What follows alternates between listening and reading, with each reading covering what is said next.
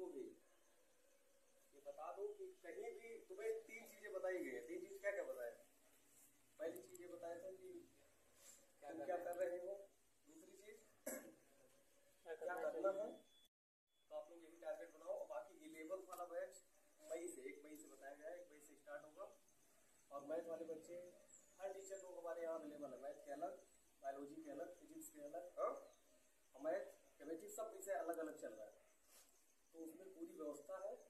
और भगवान अगर सब सही सलामत रखेगा तो इसको और आगे बढ़ा दिया जाएगा, क्लासेस और आगे बढ़ेंगे, ठीक है ना। बाकी आप लोग जो है मेन टारगेट ये है कि हाई स्कूल अच्छे परफॉर्मेंस पास हो, ठीक है, थैंक यू। आइए सर आप बच्चों को। अब आपका एकदम पेपर एकदम नज़दीक है, ठीक है ना।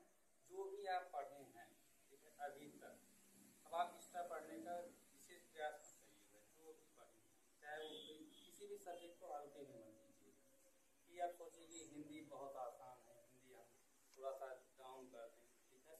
और जब भी पेपर जाइएगा देने फुल कॉन्फिडेंस के साथ, ये मत सोचिएगा सामने वाला आपसे ज़्यादा लिख रहा है, हो सकता है वो आपसे भी खराब लिख रहा है। और शब्दों का चयन जो भी करिए, ठीक है। जैसे आपको 30 शब्द में लिखना है तो आप उसको 25 से लेकर 35 से 40 शब्दों तक बढ़ा के लिखिए, ठीक है। या ये नहीं कि आप उसको 45-50 शब्दों में आप ले जाइए। इससे क्या होगा, आपका टाइम क्या होगा, लॉस होगा, ठीक ना। उससे आपका हमेशा आपका नुकसान, आपका कहीं ना कहीं 1-2 प्रश्न आपके क्या होंगे, पूछेंगे। अगर आपका बहुविकल्पी प्रश्न है तो आप उसको बहुविकल्पी में सिर्फ क्या करेंगे, ये नहीं कि आप पूरा प्रश्न ही लिख रहे हैं, प्रश्न को आपको नहीं लिखना, ठीक है। जैसे प्रश्न नंबर 1 का अगर का है तो आप प्रश्न डाल दीजिए, उत्तर डाल दीजिए, का डाल दीजिए, ऑप्शन जो है आप उसको लिख दीजिए, ठीक है। मतलब आप ये नहीं कि अब उसमें अगर पूछा है सबने अवज्ञ आंदोलन कब प्रारंभ हुआ तो आप भी लिख रहे हैं सबने अवज्ञ आंदोलन कब प्रारंभ हुआ, फिर आप उत्तर डाल रहे हैं, ठीक है। इससे आपका टाइम क्या होगा, लास्ट होगा, आपको मिलेगा 1 ही नंबर, ठीक है। अगर 2 नंबर का प्रश्न है, अगर उसको आपको 60-50 शब्दों में अगर लिखना होगा, अगर उसमें आए तो आप उसको 40 से लेकर 60 शब्दों में आप उसको लिख सकते हैं। अब आप उसको कॉपी आप बंद कीजिए और कॉपी के दोनों साइड, चाहे जैसे कॉपी है इधर आप अपना लाइन खींचिए और इधर लाइन खींचिए, ठीक है। और बीच में अपना, ठीक है, प्रश्न और उत्तर जो भी आप डालते हैं, ठीक है, आप उत्तर अपना डालिए। और इधर को कभी आप छेड़िएगा इस साइड, क्योंकि एग्जामिनर भी क्या होता है, बहुत सारी चीजें आपकी तो आपकी उससे आपके स्पष्ट हो जाता है कि आप क्या जितना ज्यादा अगर हो सके कम शब्दों में और डायग्राम के माध्यम से भी आप समझा सकते हैं बहुत सारी चीजें। जैसे जागृति में है, हिस्ट्री में है, आपको अगर कुछ भी चीजें हैं आप उनका छोटा सा डायग्राम बना दीजिए, ठीक है। प्रारंभ जैसे हुआ, कारण क्या था, अंत क्या है, ठीक है। तो उससे भी आपकी कॉपी क्या होगी, हरेगी भी, सुंदर भी लगेगी। और एग्जामिनर क्या हो जाएगा, सारी चीजें आपके बारे में पता हो जाती है, आपको पता है कि नहीं पता है। फिर वो आपकी पूरी कॉपी को आपको पढ़ने का प्रयास नहीं करता है, तो आपको नंबर देके वो भी क्या करेगा, आगे बढ़ने का प्रयास करता है। और चीटिंग मत करिए, खासकर चीटिंग अगर आप करेंगे, जैसे कोई आपको अपने आप से खुद आप एकदम कॉन्फिडेंस होकर जाए कि किसी का आप चीटिंग अगर करेंगे तो आपको उसका आपको नुकसान, आपको कहीं ना कहीं आपको भरना पड़ेगा। हो सकता है आपका आंसर सही है, उसका गलत, ठीक है। कहीं तो आपको हो सकता है 1 नंबर आपको कहीं फायदा करे, लेकिन 4 या 5 नंबर आपको कहीं ना कहीं नुकसान ही करेगी। इसलिए आप जो भी पेपर दीजिए अपने ऊपर से, और नींद को पर्याप्त लेके ही जाइएगा। जैसे आप अगर इस समय आप पढ़ते हो 6 बजे आप उठ जाते हैं, ठीक है। एग्जाम कितने बजे से है, 8 बजे से है, तो आप एग्जाम जो सेंटर है, ठीक है, वहाँ आप प्रयास करिएगा कि आप 7:15 या 7 मिनट तक आप पहुँच जाए, ठीक है। और एग्जाम सेंटर में आप ढलने के पहले, ठीक है, जब आप प्रवेश कर गए आप 15-20 मिनट पहले आप उठिए और आराम से आप अपने आप को एकदम रिलैक्स मूड में एकदम लाने का प्रयास करें। इससे क्या हो, आप कॉन्फिडेंस आएगा। अब आप जैसे पेपर 8 बजे से अगर आप उसको 5 मिनट पहले अगर आप घुसेंगे या 10 मिनट पहले आप घुसेंगे तो आप उस जो एटमॉस्फियर है उसमें आप अपने आप को कभी संतुलित नहीं कर पाएंगे। इसलिए अपने आप को 15-20 मिनट पहले आप एग्जामिनेशन सेंटर में आप अपने आप को ले जाइए और आराम से आप वहाँ बैठ एकदम रिलैक्स हो, आराम से सोचिए कि हमको जो भी करना है, हमको सब कुछ करना है, हम अपना बेस्ट देने का प्रयास करेंगे। इससे आपका क्या होगा, पेपर भी अच्छा होगा और आप उस एटमॉस्फेयर में आप क्या हो जाएंगे, घुल कहीं अभी भेज दिया जाए, कुछ बोलने के लिए बोल दिया जाए तो आप नहीं बोल पाते, ठीक है।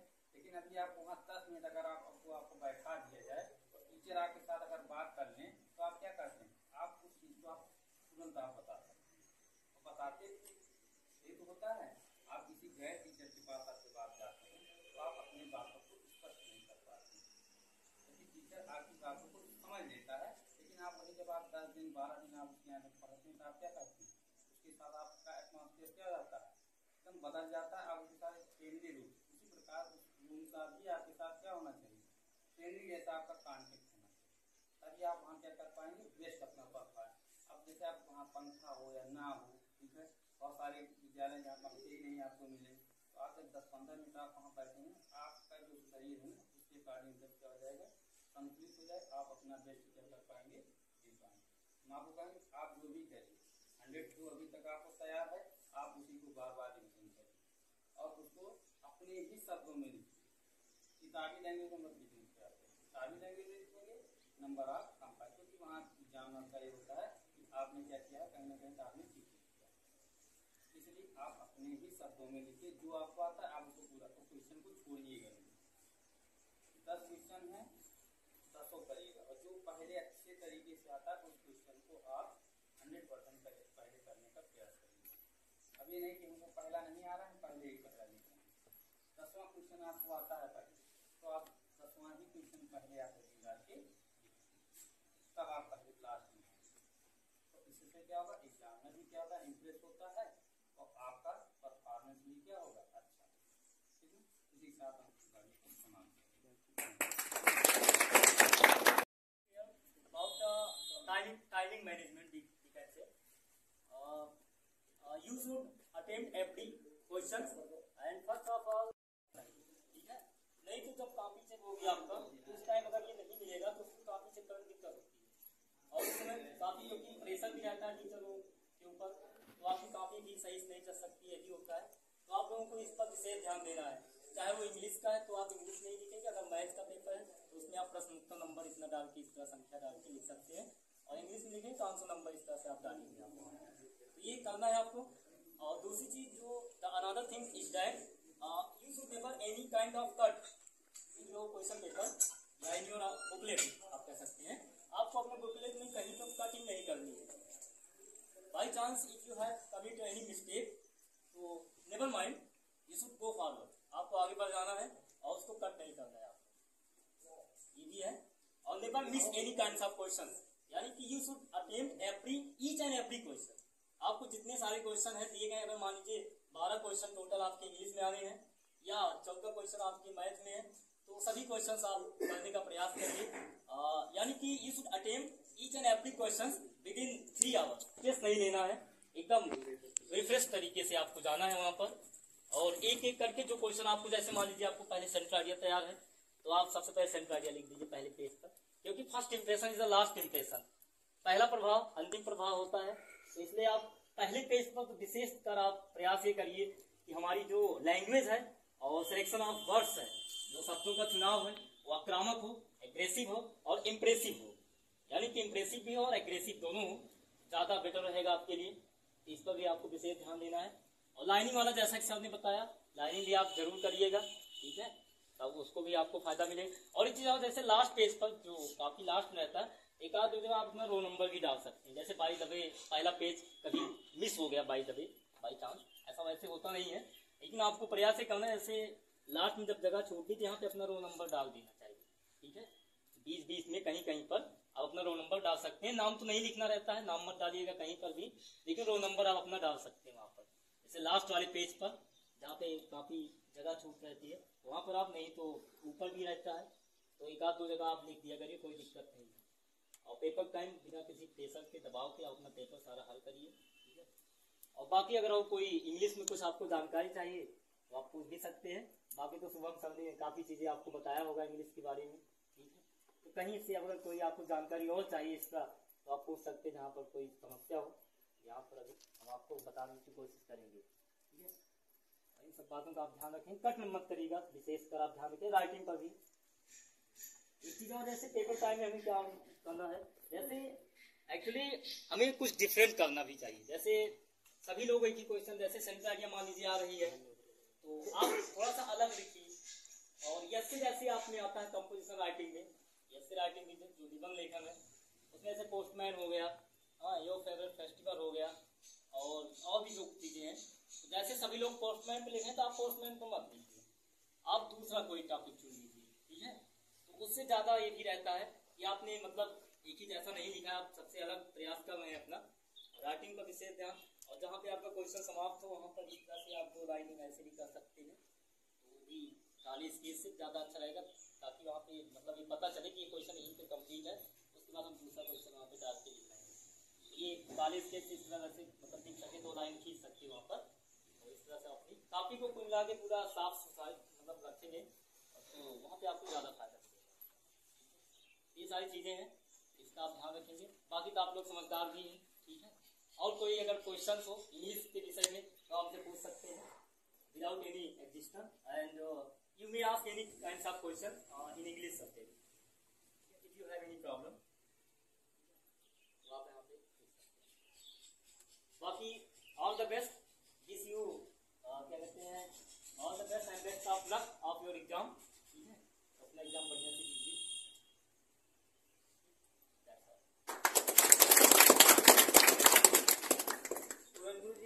पहले अपना उद्देश्य देखिए, उद्देश्य शायरी तो जिंदगी में आई जाएगी ना। उद्देश्य क्या है हमारा, यहाँ आने का मकसद क्या है। पूरा 1 साल बीत गया लगभग ना, 1 साल में हमने क्या सीखा और क्या पाया। सबसे पहला इम्पोर्टेंट ये है कि 1 साल हमने एक संस्था से जुड़े रहे तो हमने क्या सीखा। मैंने गेहूँ बोया तो मैं क्या गेहूँ पाया कि धान, अरे ये जानना जरूरी कि कहीं इससे खाली वही जो पैरा है पैरा ही लिए। मैंने मेहनत किया तो क्या मेरे को सफलता लायक मैंने मेहनत की है, इतना परिश्रम किया है कि मैं सफल हो जाऊं। यहाँ उद्देश्य क्या है, कोई बताया कि मेरा उद्देश्य क्या है यहाँ जुड़ने का, कोई बता सकता है? ये शर्म उठा लीजिएगा, शर्म नहीं करो, गलत है, एकदम गलत जवाब दो। यही पेपर में भी करोगे, प्रश्न आता रहेगा लेकिन आप आंसर नहीं दोगे। क्यों? प्रश्न आपको आएगा, क्वेश्चन पढ़ोगे ये आ रहा है ये आ रहा है, इसे बाद में करेंगे बाद में करेंगे, और जब लिखने लगोगे तो गया दिमाग से माइंड से बाहर। कभी कभी ज़्यादा खुशी भी आपके लिए दिक्कत करती है।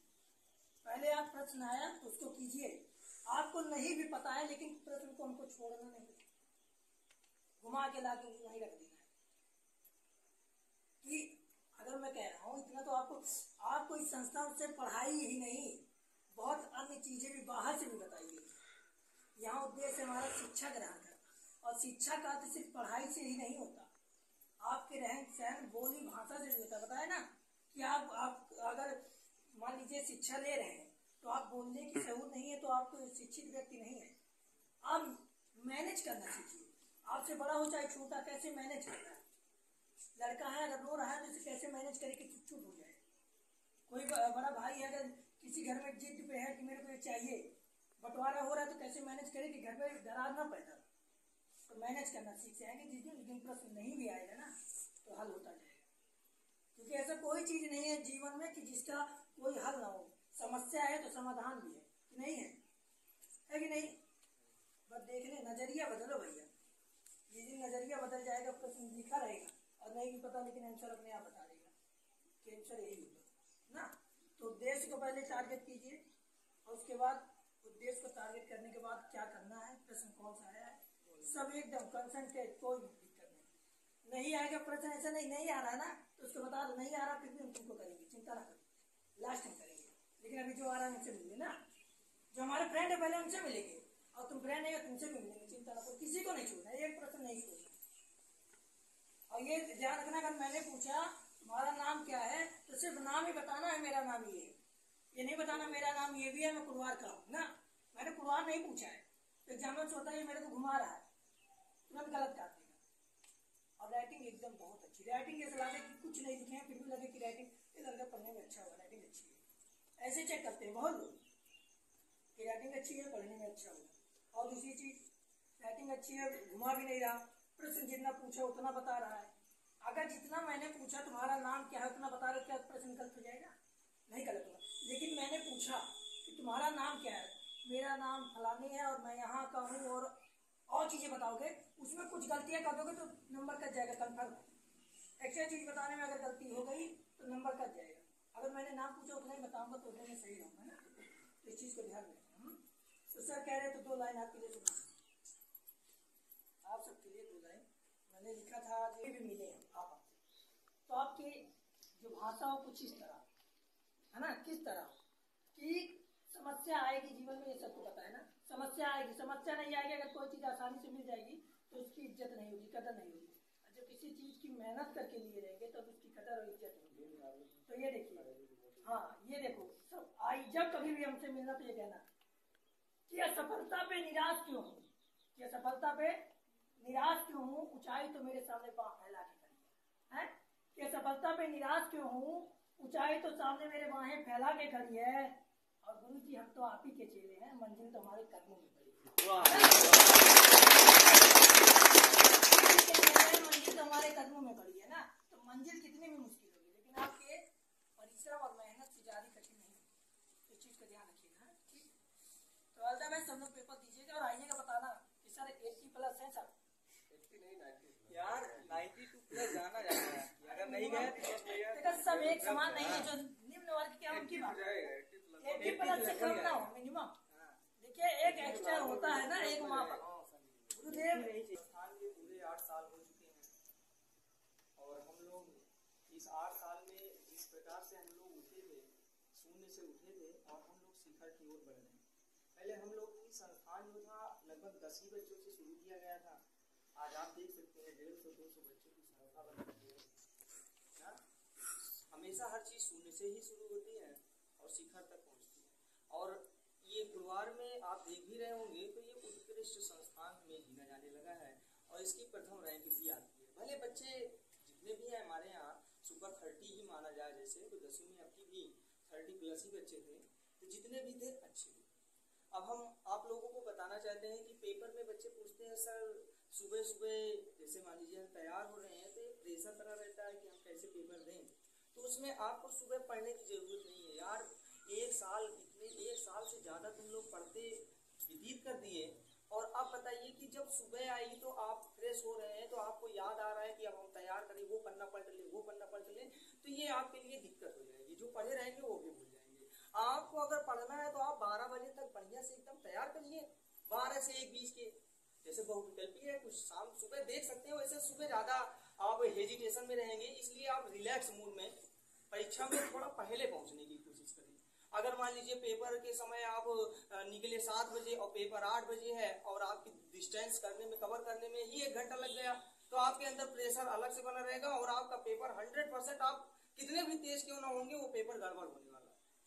इसलिए आप कभी भी पेपर हॉल में जाइए तो 15 से 20 मिनट पहले आप जाइए और रिलैक्स मूड में आप पेपर दीजिए, तो आपका रिजल्ट अच्छा जाएगा। जैसा कि सभी ने बताया, सभी टीचर्स ने बताया कि आप ऐसे क्वेश्चंस लिखिए, तो मैं उसमें एक और तथ्य जोड़ना चाहता हूं कि जो भी वर्ड आपके लिए इम्पोर्टेंट हो या टीचर्स का नजर जिस पे आप फोकस करना चाहते हैं उस शब्द पे, आप उस शब्द पे अंडरलाइन कर दीजिए। इससे क्या होगा, टीचर पूरी आपकी जो गाथा लिखे हैं आप नहीं पढ़ेगा, आपकी गाथा नहीं पढ़ेगा, वो छोटा सा हिस्सा ही आपका पढ़ेगा और वो समझ जाएगा कि बच्चा क्या समझाने वाला है।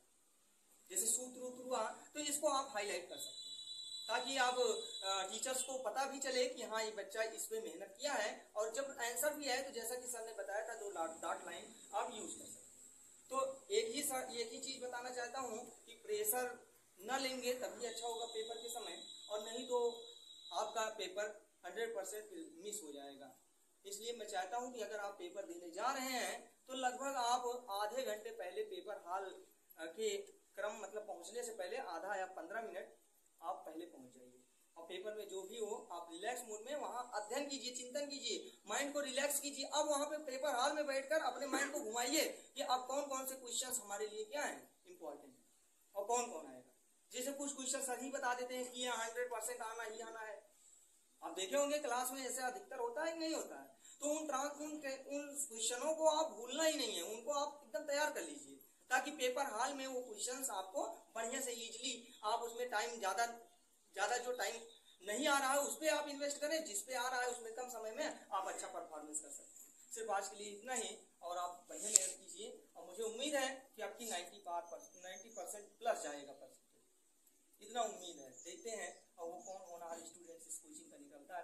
निकलता है